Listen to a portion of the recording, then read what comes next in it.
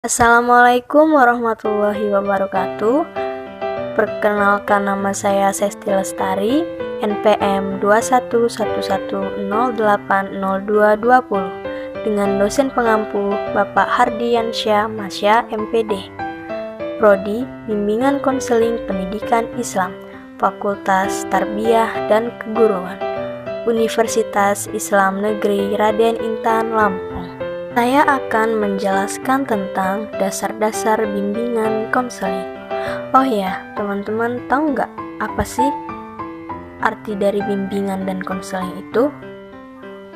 Istilah bimbingan berasal dari kata guidance yang artinya menunjukkan, memimpin, menuntun, mengatur, mengarahkan, dan memberi nasihat. Bimbingan adalah proses membantu orang perorangan untuk memahami diri sendiri dan lingkungan hidupnya. Bimbingan mempunyai unsur-unsur sebagai berikut.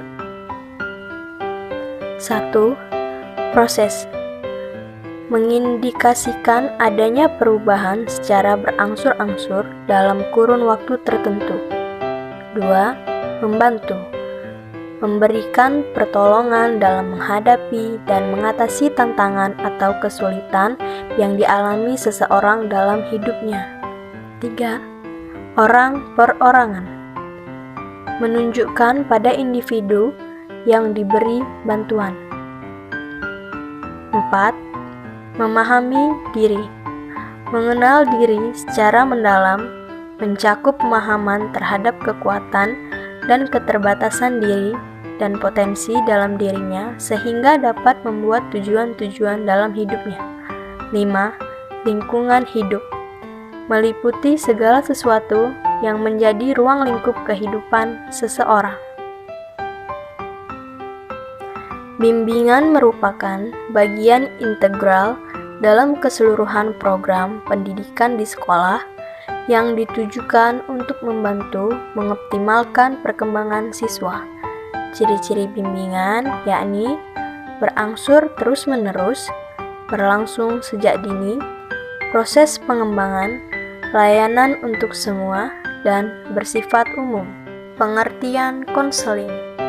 Istilah konseling adalah terjemahan dari kata counseling yang mempunyai arti nasihat, anjuran, dan pembicaraan. Konseling adalah proses pemberian bantuan oleh konselor kepada konseling dalam memecahkan masalah hidupnya melalui wawancara dengan cara-cara yang sesuai dengan keadaan individu dalam mencapai kesejahteraan hidupnya. Unsur-unsur konseling. Yang pertama, proses konseling. Yang kedua, konselor. Yang ketiga, konseli atau klien. Yang keempat, terdapat masalah. Yang kelima, melalui wawancara. Dan yang terakhir, pemecahan masalah.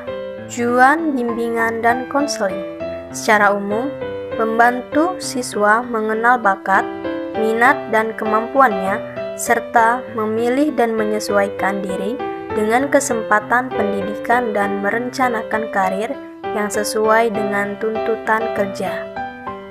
Tujuan khusus untuk membantu siswa agar dapat mencapai tujuan-tujuan perkembangan meliputi aspek pribadi, sosial, belajar, dan karir. Fungsi bimbingan dan konseling. Yang pertama, fungsi pemahaman. Agar siswa dapat memahami diri sendiri maupun lingkungan, baik lingkungan diri maupun sosial. Yang kedua, fungsi pencegahan. Upaya agar tidak muncul masalah kembali dalam proses pengembangannya.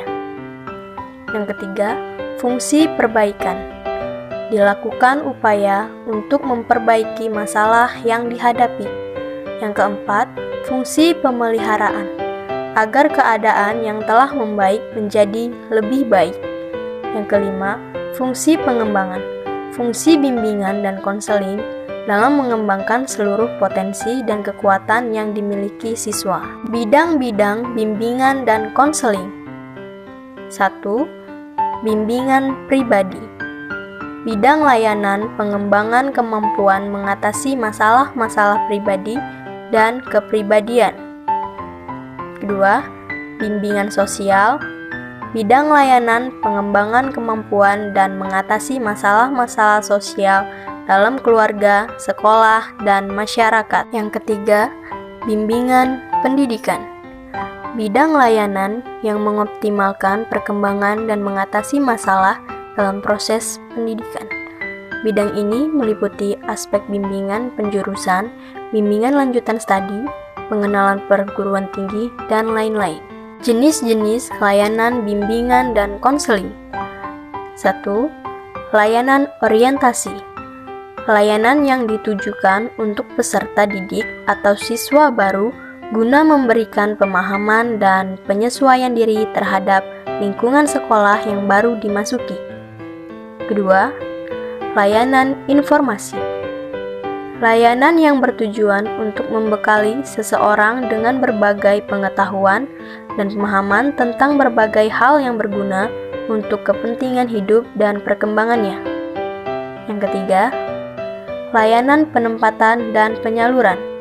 Serangkaian kegiatan bimbingan dalam membantu siswa agar dapat menyalurkan atau menempatkan dirinya dalam berbagai program sekolah. Baiklah, hanya itu saja yang dapat saya sampaikan. Semoga bermanfaat. Lebih kurangnya saya mohon maaf.